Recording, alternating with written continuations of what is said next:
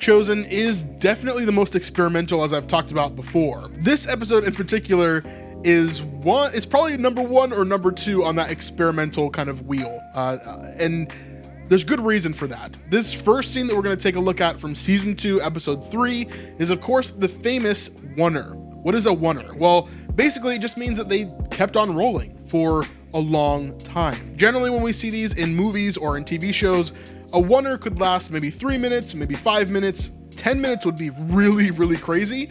This one is almost 14 minutes long, and it is really well done. Although there are some mistakes, which I'll point out as we go through, this was a really, really well done oneer. And so let's check out this whole thing, break it down as we go through, talk about the chosen stuff, the biblical stuff, and of course the cinematographical stuff as we go through and see what is actually going on for this scene. How are they moving? What is going on for each moment here? Let's jump in and check it out.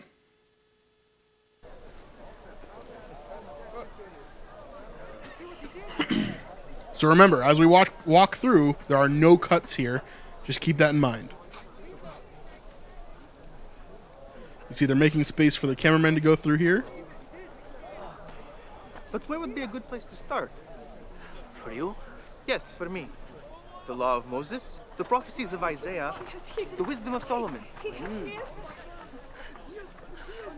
For you, I think Psalms of David. Good start. I'm ready.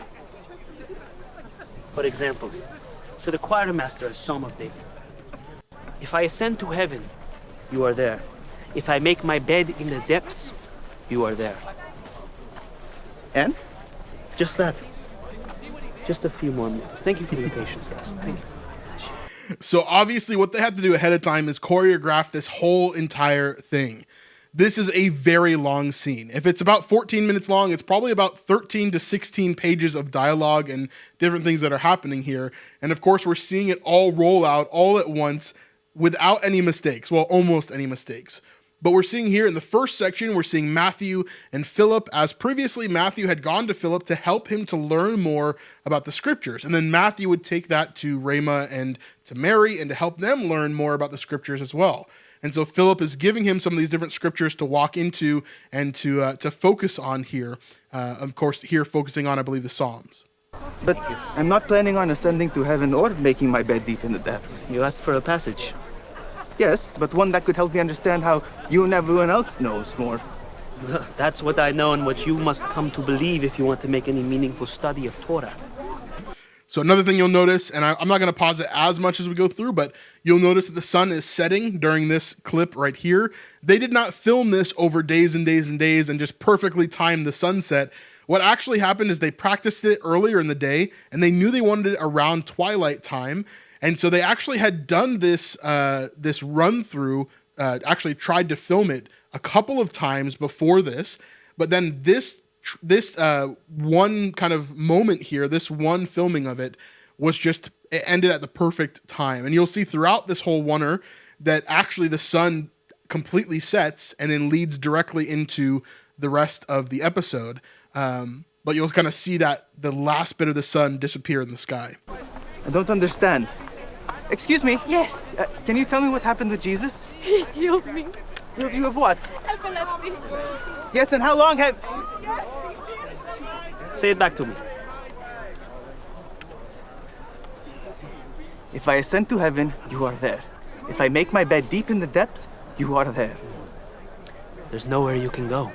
No height you can climb to in your intellectual mind. No depths you can reach in your soul where God is not with you.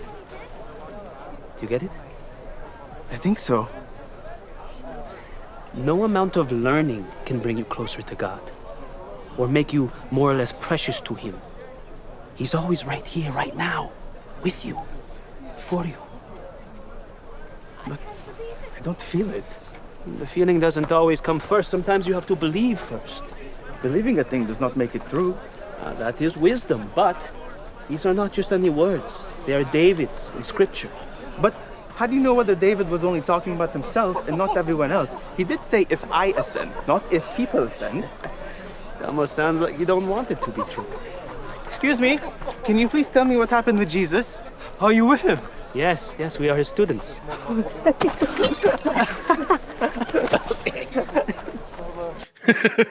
So you get a few moments like that in this walkthrough where, for example, an extra like that doesn't want to mess up the shot, right? And so there's some like awkward movement that kind of goes on here. I'll kind of rewind it so you can see it again. But as he's hugging Matthew and Philip, you see that it's kind of awkward. Of course, that's fine. But then you see a moment where he looks over his shoulder back at the camera and is trying to avoid running into it, right? Of course, this is a high pressure situation. This is the last time they get to shoot this scene. And if they do it wrong, they're going to have to reset on the next day, probably costing a lot of money. And especially for season 2, that would have been a huge problem. And so you get these moments here. You see him look over to the camera and then kind of scooch in between Matthew and the camera there. Fine. So with the passage of David, I'm just trying to understand. The trying is the thing. Meditate on it for a few days and come back to me. You're always writing things down. Try writing it down several times. Something about writing it down that goes a long way. That's what I say too. Matthew, I think we've only just begun to know all you can do. So that's kind of the end of the first scene. And we move on. Now, one thing you'll notice here is that yellow tent right there is completely closed. Like it's not open in the front at all, and it's just completely tied up and closed. The reason for that is because that is where a lot of the crew is actually sitting watching this scene take place. So Dallas, for example, is in there watching a monitor, and he is watching the scene take place. Why do they have to be in that tent? Because in order to get the signal from the wireless system that's being sent from the main camera to that monitor, they have to be close by in order to have that signal, and they can't be seen anywhere else in the scene that's being shot around, right? There can't just be a random trailer or a production tent, right, that is nearby, because the camera will catch that at some point in this oneer since they're looking in 360 degrees. How's the line? It's getting longer. I'll come back out soon and help you. I won't take my full break. Where's Nathaniel? Is it my turn to replace him? Said he's staying through, doesn't want to stop his shift. Philip, take my place, see if you could make some headway. He's scary good.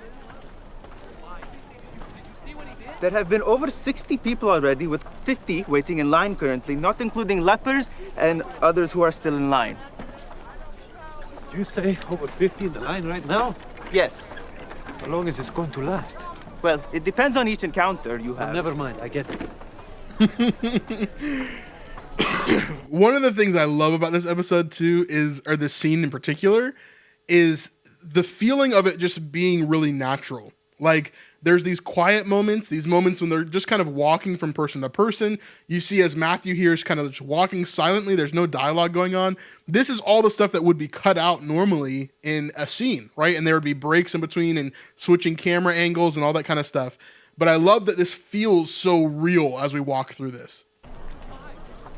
Matthew, Yes? did you get some ideas from Philip? Yes. From the songs of David. The passage to study before we learn more. If I ascend to heaven, you are there. If I make my bed deep in the depths, you are there. Bleeding. What? Is that from the firewood from before? Yes. And then when I pushed back the man that was rushing the line, I cut it more on his back. Hand me that rag. That same man you speak of bumped into me on his way out after Jesus healed his wife. I believe he's one of the men who arrived here last night. Okay, so this is one of the things where I think Yoshi almost lost it here. He completely forgot his line, I think. And if we watch that again, you can just tell, like, Yoshi is like, he's like, please come to me, please come to me. That same man you speak of bumped into me on his way out after Jesus healed his wife. Please, please, please. I believe he's one of the men who arrived here last night. So he just barely came up with that line there. I get it though, man. It's like, it's a lot for him to remember. He's got a lot of lines within this 14-minute section here. And so for him to remember every single one of those, it's got to be really hard. And I know previously on one of the takes that they did, Yoshi messed up in particular, I think on maybe that line, maybe another line near it. It cracks me up so much though to see that every single time. Hey, real quick, if you really want to see us make more content on this channel, the best way to do that is through our Patreon at snipesupport.com. So you can go to that in the link down in the description down below, and you can pledge $5, $10, or $25, and you can cancel at any time. So we would really love to have you over there. We actually post a lot of extra content, including special things that I'm doing during the week. For example, this last week I met with Dallas, and I was able to do some other content that's going to be coming out soon. So if you want to learn more about that, go over to our Patreon, and you can see all those behind the scenes posts and see what's going on in my life throughout the week, not just during these videos. So anyway, thank you guys so much for your support. You guys are amazing. Let's get back to the video. Almost a 4-hour walk this morning, and we didn't even have a moment to settle in. I mean, it's great what he's doing, obviously, but I wish it would have happened tomorrow. What is happening? What are we a part of? Is it wrong to say I have no idea? No, it makes me feel better. I think that I haven't had time to think about it. All this time, my parents, I just know, hate it. Other than that, I figured Thomas and I would get our answers from the rest of you. The word is already spreading so fast. I didn't think about that. Have you thought about the fame from all of this? I wouldn't mind being famous. I'm not surprised. It's not as fun as you might think. I cannot remember a time I did not think about the Messiah at least once a week. I love the transitions between these conversations. Like, they're all doing these different things, and then it comes together, and they all start having this conversation together. It shows the mastery of writing that Ryan and Tyler and Dallas have. And then, of course, we jump into these different conversations throughout the rest of the scene as well. My whole life I prayed and prayed that he would come during this time, and I just hoped that I would at least get to see him. But to be close to him like this, and nobody like me, what's not fun about that? You called today fun. Maybe not fun, but good. With this fame comes enemies. You will be hated too. I'm used to that. Well, you were protected, and your enemies weren't powerful. Speaking of enemies, if someone had told you growing up that you would be a student of the Messiah, you would be close to him and you will help him in his mission, what would you have thought? I would have said... So remember, as the camera is moving around the fire here, the actors are moving out of the way of the camera. They're kind of moving around. They're trying to give him space to work. I wish there was another camera following the camera so we could see what was going on there. Sorry, I'm a girl. Ask my brother. Fair enough. But really, Thomas, what would you have thought? I would have thought I don't have military training. That's still a problem, actually. Exactly. When I was a child, I used to think how amazing it would be to see Messiah kill all the Romans on my street, and I wanted to help him. I trained every day with a wooden sword. Yes, and I have this scar that proves he was pretty good. So we can see here the kind of mentality that the Jews had for the Romans here, especially Big James. Throughout the rest of the series, we're going to see more and more of this, especially from him, where he's like, the Messiah's role is to come and to kill the Romans, and I'm going to help him do that. That was the thought process that a lot of the Jews had, was that the Messiah's role was to come to be a conquering king and to overthrow the Romans. However, obviously we know that that's not the case. That's not what Jesus came to do. His primary goal was to die for the sins of the world, and so obviously a much bigger goal than they could ever have imagined. But even in this moment, as they're following Jesus and they're getting into the ministry and they're doing all these things, they obviously still don't have a full understanding. Not even Philip, who is supposed to be kind of this, larger than life sort of master of the ministry, right? Of the nomad ministry, at least. And so even him, I think we're seeing him not being fully sure who Jesus is or what he's about. I used to imagine that the Romans would break into our home, and I would be hiding under the bed with a knife. And just when they came to get me, Messiah would rescue me at the last moment. Didn't think we'd be spending our time healing. Well, watching him heal. And they'll never stop. The people come, the more they hear about it, and we're just going to be doing this the next 5 years. And we'll never get to the fighting part. Eager to bring out that wooden sword of yours, are you? Do you honestly not know what I'm talking about? I guess I haven't had any expectations. It's probably why it's a little easier for me. Of course, Mary being the one who kind of understands the most who Jesus is overall throughout the show. I can remember as a little girl hearing about how someone would save us someday, but I don't remember much about it. Why is it you expect a warrior? Zechariah. For I will gather all the nations against Jerusalem to battle, and the city will be captured. Then the Lord will go forth and fight against those nations, as when he fights on a day of battle. On that day, his feet will stand on the Mount of Olives, which is in front of Jerusalem on the east. Yes, yes, yes. The Mount of Olives will be split in two from east to west, and half of it will move in all this craziness, but we don't even know when this is going to be. If it's even in this lifetime. Here's what I also do not understand. Isn't the Messiah supposed to come at a time when all is holy? That's at least what you've been telling me. What is that from? Even a prophetic poem from the rabbis not so long ago. And just every single time I think about the details of this scene, it just blows my mind. Because think about all the coordination that has to go into this, right? Even from the very beginning planning stages of this scene, Dallas and Ryan and Tyler have to understand how the camera is going to move throughout this scene in order to write it properly so that the people will be at the right location at the right time in order to say the thing that they're supposed to say, right? When normally you can just kind of create these scenes and you know the characters that are going to be part of the scene. You don't have to worry about the camera movement as much, and you can kind of do all that stuff as you continue on. But for this, it had to be built from the ground up. And that has to be such an undertaking, even from the very beginning. Yeah, crazy.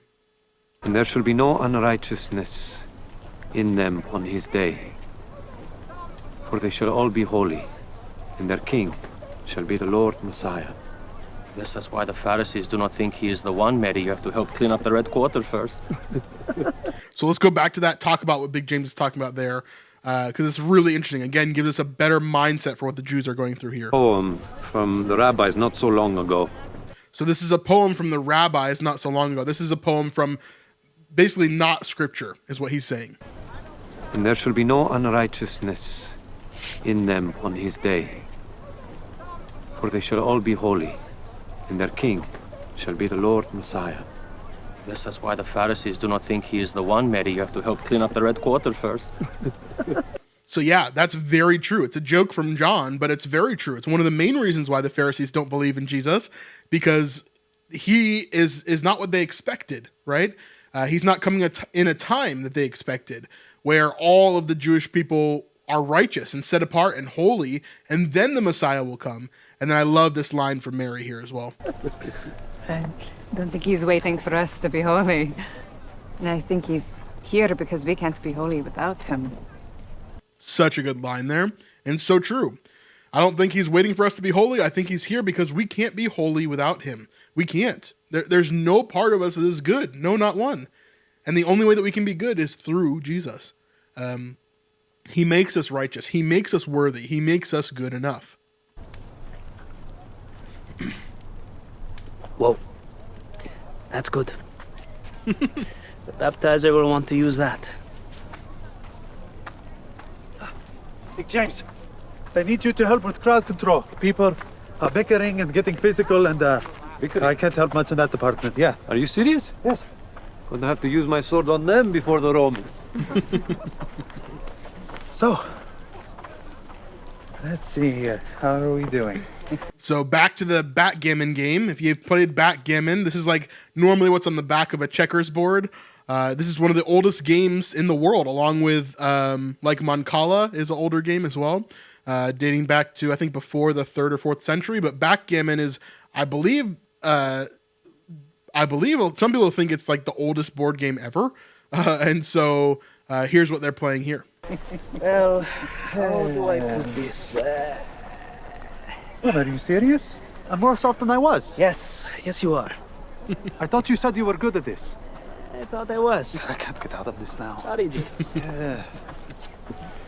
So you see the sun is almost fully down now. Everything is getting much, much darker, but that sets the mood for the scene as well. Yeah, just such a cool scene. I love this one so much.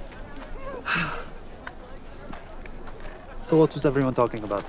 Not much. Just prophecy, our growing fame, the Messiah healing disease instead of overthrowing the Romans. Small topics like that. Well, I'm not sorry I missed it.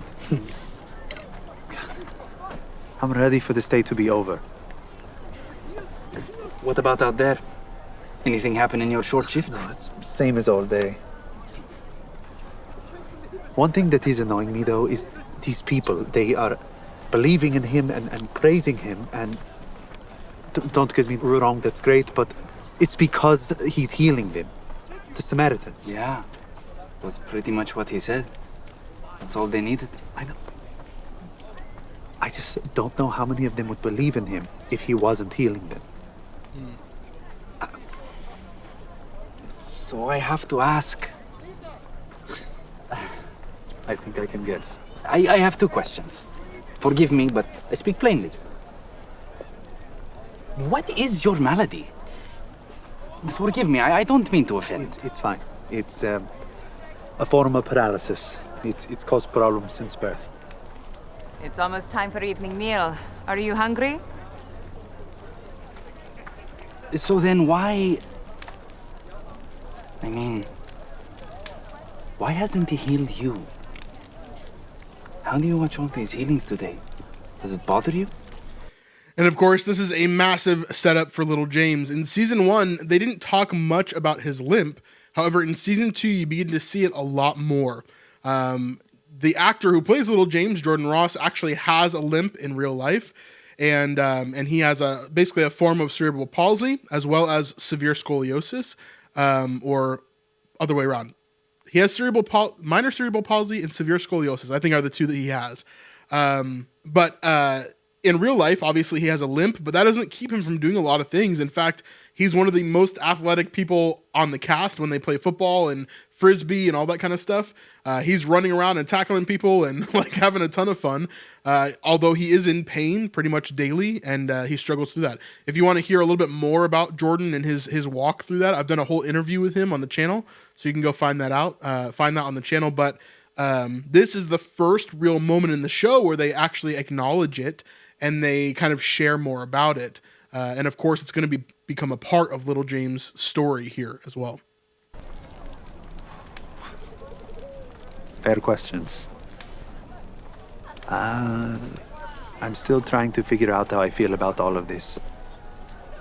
I mean, I suppose one big thing is that I haven't asked. Why not? I don't know. If I had your... So right there is the second kind of bigger mistake within this section here. We have the one moment where Yoshi almost messes up his line. And then if you look at the camera here, it does something really, really weird. Look at the corners of the frame. You see that? So right there, the cameraman actually tripped and jostled the camera. And then in post-production, they tried to stabilize it digitally so that it would kind of keep it centered in the frame. But if you look at it, you can definitely tell something weird happened there. But they decided to keep it. Don't know. If I had your struggle and I was watching what was happening today, I'd demand it. I don't know if I should. It just doesn't feel right. You know, and I suppose I've just been grateful that he called me to follow him in spite of it, but it's never come up, not even once. And I'm just afraid that if I mention it to him, it will make him change his mind about me or something. Just imagine, imagine the heart racing pressure that has to be going on for these two right here, right? At this current moment, they are about 12 minutes into a 14-minute scene, okay? And the sun is going down. This is their last shot to do this. If they mess up on a single word, they have to scrap this whole time. They basically have to scrap this entire day of production, which could cost hundreds of thousands of dollars. And then they have to go and do it again another day. And just imagine the pressure that they're having to go through to do this. Yeah, it's so crazy, dude. I'm pretty sure he knows your situation. It's not like if you pointed out, he'd be surprised. That's true. Mary!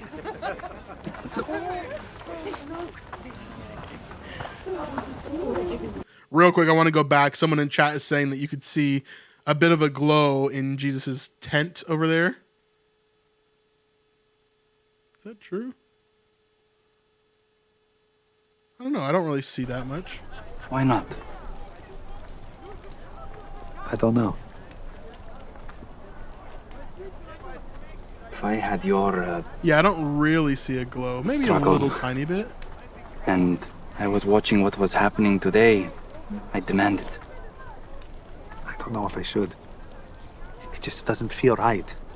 You know, and I suppose I've just been grateful that he called me to follow him in spite of it. Yeah, I don't really see too much. It's never come up, not even once. And I'm just afraid that if I mention it to him, it will make him change his mind about me or something.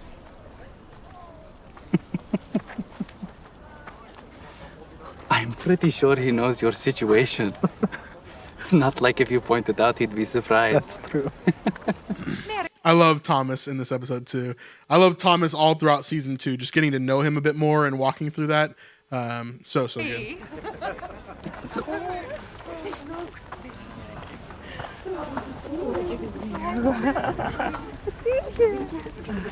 We thought you were coming tomorrow. Well, some friends were able to come with me earlier, so they dropped me off today, and they're seeing some family in the area. You'll be with us for a little while, yes? Through the feast, and then we'll see. Oh, Philip! Shalom! What are you doing here? I'm with your son now. Is John all right? I haven't spoken to him in a while. John is fine, but he said the time was now, so here I am trying to make myself useful. Uh-huh. Mary, this is Matthew. He wasn't with us at the wedding. Shalom, Matthew. Welcome. Oh, look. That's fine clothing. Thank you. Well, what do you do? I don't. I He's was... a new student. Jesus called him. I love how Mary saves him there as well. What do you do? Oh, I'm just a tax collector who's, been taken from most of the people here for a long time. He said, I don't, which is a funny answer as well. What do you do? I don't. And then Mary kind of saves him from it. I love it. Lovely. Well, I'm sure you're someone special. So, was today a very long day? I saw a lot of people. Simon told me to come back here. Do we know when Jesus will be finished? We walked here from Philippi this morning, and he hasn't stopped since then. He has always been a worker. He gets that from his father. Both of them, I suppose. Speaking of work, I see the food. You look exhausted. I'm here to help. We'll have it ready very, very soon. And that is the first break in that scene right there. So the first time that they cut is right at the end of that as Mother Mary goes to prepare food. I remember watching this for the first time and freaking out because if you remember correctly, season 2 was released in kind of a weird way. For example, they released episode 1 of season 2, then it was like perfectly fine. Then 2 or 3 weeks later, one or 3 weeks later, somewhere in there, we had episode 2 that came out, and then immediately after episode 2, they surprised us and they dropped episode 3 directly after, which we were not expecting at the time. And then right when we started watching episode 3, we're like 10 minutes into the episode, and I'm like, it hasn't cut a single time. And then everybody in the room with me, my wife, and I think our small group was with us, we're like freaking out. We're like, what is happening? It's not cutting. It's not cutting. It's not cutting. And so then finally it cut after that. I was like, wow, that was impressive. That's such a long time. If you look at the behind the scenes for this as well, this scene in particular, you can see that the cameraman actually collapses after they're done filming this section. And like even like Dallas was just like crying, like he was like so happy that it was over, that they got it done. Yeah, such a cool moment here. I love this scene overall. So many amazing biblical moments all throughout it, from the very beginning with Matthew and Philip, all the way to talking about who Jesus is as the Messiah, to Mary's moment here of him, her saying, it's not that we have to be holy, but that he makes us holy. Love that moment there. Then talking about little James Malady and then back into welcoming Mother Mary into the mix here, which is very, very good. There are definitely some moments where you're like, oh, they were close. They were close to messing up for sure. But overall, this scene was so well executed, and I cannot believe they pulled it off.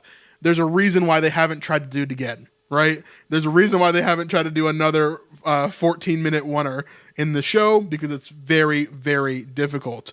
And you can just see how perfect this one ended up with, going from this bright kind of twilight hour all the way down to right into the evening, which obviously perfectly goes into the rest of the episode as they are at the fire talking about a bunch of different stuff, which is what we're going to break down next. So if you want to see more about that, check it out on the channel. And of course, we'll see you guys on the next one. Leave your comments down below about what you thought about this oneer. What were your reactions to it when you saw it originally, or when you've seen it for the first time, you know, for you. Yeah, such an amazing scene, such a showing of mastery, both from the writing and the cinematography and everything else in between. So anyway, let me know your thoughts. We'll see you guys on the next one. Peace.